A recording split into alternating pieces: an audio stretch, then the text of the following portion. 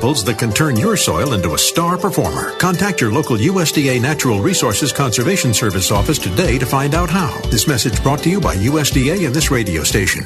According to the National Turkey Foundation, some 46 million turkeys will be consumed on Thanksgiving this year. In a country of nearly 325 million Americans, that's roughly one turkey for every group of 7. And about 88% of Americans say they plan to eat turkey next Thursday. And that means many of us will be buying that big bird for next week's big meal. To feed everyone a decent amount, just how big of a turkey should we buy? About a pound per person. And that will allow some second helpings, according to Marianne Gravely with the USDA's Meat and Poultry Hotline. That 1 pound per person is good for about a 10, 12, or 15-pound turkey, but when you get to the really large turkeys, like a 20-pound turkey, they actually have a greater yield, so you would actually be able to feed more than 20 people with the larger turkey. Keep in mind the time it's going to take to thaw that turkey in the recommended way in the refrigerator. A day for every 5 pounds. So if you buy a 20-pounder this Saturday, it should be thawed out by next Wednesday and ready to cook on the big day. If you have other questions about meal prep or food safety, call the Meat and Poultry Hotline at 1-888-MP-HOTLINE or go to AskKaren.gov on the web. I'm Kathy Isom, Southeast AgNet. All right, thank you. 20 minutes after 11 o'clock. It's really a beautiful day here in Florida. Look at that blue sky. Huh? Tomorrow we've got an event downtown, or are looking forward to going to it. It's Light Up Ocala.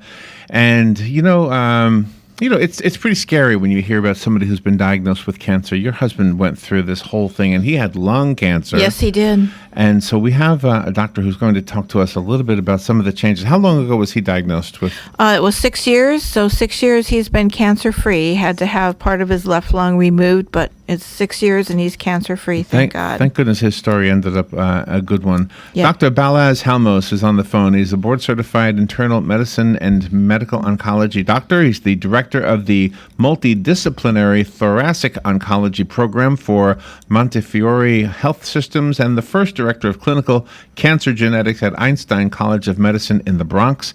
And he's talking to us. There's a different test, a non-invasive test, I think, that uses blood instead of tissue samples. And it's over my head, so let's get the doctor on board here. Dr. Balazs Halmos, good morning, sir. How are you? Very well. Thank you for having me, and I'm so happy to hear about Robin's husband that is doing this well. And hopefully we'll hear more and more about patients doing this well with lung cancer as a result of these new transformational technologies and treatments. Yeah. The one thing, I don't know if I'm going to be talking about something that's like really dopey, but we've heard that sometimes the test that determines if it's what do you call it? A cancer tumor? Biopsy? A biopsy. We heard that the biopsy can help it spread. Is that true? Well, certainly, some biopsy approaches, there's some concern about seeding of kind of the needle track, with the biopsy tissue. It's not very common, especially nowadays with the new biopsy guns that are being used. They're extremely safe when it comes to seeding, so that's really not the major concern when it comes to biopsies. It's about the fact that you have to put needles into organs. In fact, you need to put needles into organs such as the lungs that, work like a balloon. You put a needle into it, it can just simply deflate. And when your lung gets deflated, that's just not a good thing. That's a major risk. So, having the ability to do some of the testing that we need, not through a needle biopsy, but just simply taking blood, what we call a liquid biopsy, is a huge advance for, all of our patients and our providers alike. And so am I understanding you right that you can use blood samples instead of tissue samples? And is it quicker? Is it more accurate? What are the advantages? So just to clarify, the liquid biopsy certainly does not replace the need to make a clear diagnosis through a tissue biopsy. But now it allows us to monitor patients over the long term and also help the diagnostics in terms of looking for the molecular changes that sometimes we can detect in the cancer tissue that allows us to offer tailored, customized treatment, such as targeted treatment for some of our patients with, for example, lung cancer. Let's take the case of lung cancer. About 20 to 25% of lung cancer cases, we can identify gene abnormalities, including gene abnormalities in the EGFR gene. When we find that, patients can receive targeted treatments. Targeted treatments work better than conventional chemotherapy in terms of putting the cancer in remission, are easier to take, have less side effects. The problem is that resistance develops over time. Just like if you take an antibiotic over and over for an infection, resistance will develop in the bacteria. The same thing happens to our cancer cells. They just adapt. They adapt due to the fact that they can develop new mutations. And now we need to find those new mutations. In the past, that required a new tissue biopsy to look for a change, something called EGFR T790M. That's the most common way an EGFR mutated lung cancer becomes resistant. Now with next generation space-age technology, we can kind of sniff out this change from the bloodstream. The very minute amount of DNA is spilled from the cancer. So we can take a blood sample, see if we can find the same change, T790M. If we can detect it, it's good enough, it's accurate enough, and it's very fast to be able to allow us to offer patients a new generation medicine called Tagrisso, which is a third-generation medication specifically developed to fight this EGFR T790M mutation, has a great chance of putting the cancer back into a second remission, and is also a medication that's taken by mouth with very low side effects. So it's kind of a win-win situation, easy testing through a liquid biopsy, and an excellent medication that we can offer as a result if the test is positive. When people donate blood, that blood is put through different tests. Is a test for cancer one of them? Well, that's not the case. You need very powerful technology to detect these minute changes, and the technology is not there yet to detect any type of cancer in the bloodstream as of yet. That's probably the next step in terms of screening the bloodstream in patients where we might suspect an early stage cancer. Hopefully in the coming years we'll see that being developed. At the moment this is for patients with advanced cancer where there's a larger amount of tumor burden.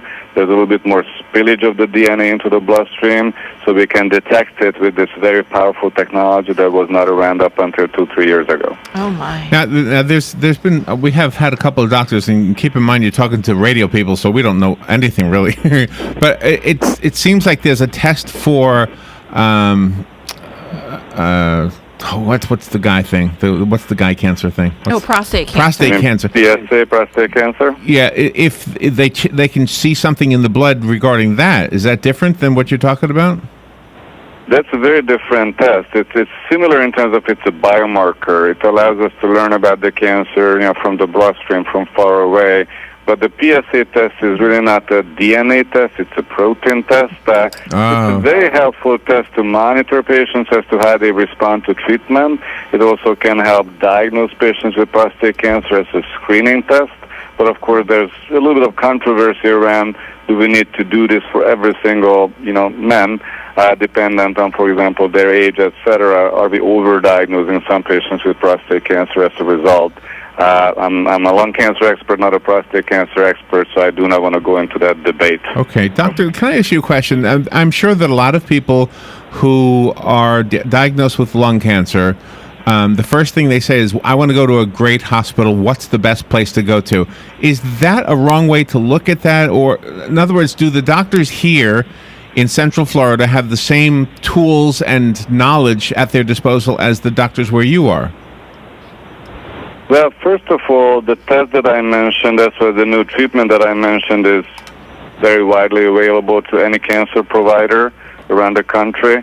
Of course, for certain instances, it's nice to go to a hospital with great expertise, surgical, radiation, clinical study availability. I certainly can reassure all your listeners that in the Orlando area, there's fantastic places to seek out.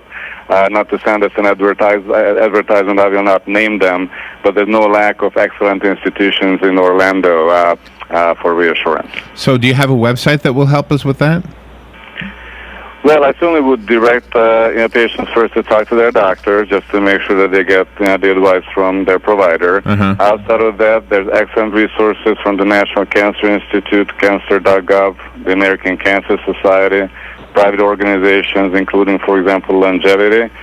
about the liquid biopsy and this particular treatment called Tagrisso, the best resource might be tagrisso.com. Okay. I have a website in front of me. Tell me if this is a go. AstraZeneca.com? Yes, that's the company that's manufacturing this particular medication. Okay, I wanted to ask you that so that we would know whether to include that in the, because we'll make a podcast out of this interview so people can share this.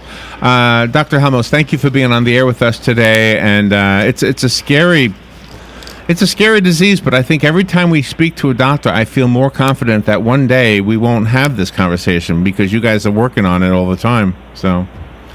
There's a lot of progress being made, that's for sure, and thank you so much for having me today. And thank you for what you do. It's awesome.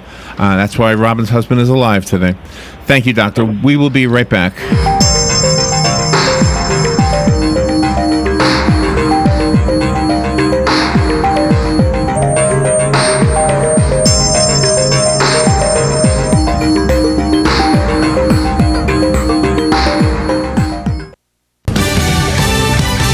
Fox News Radio, I'm Lillian Wu. The Trump administration taking shape as three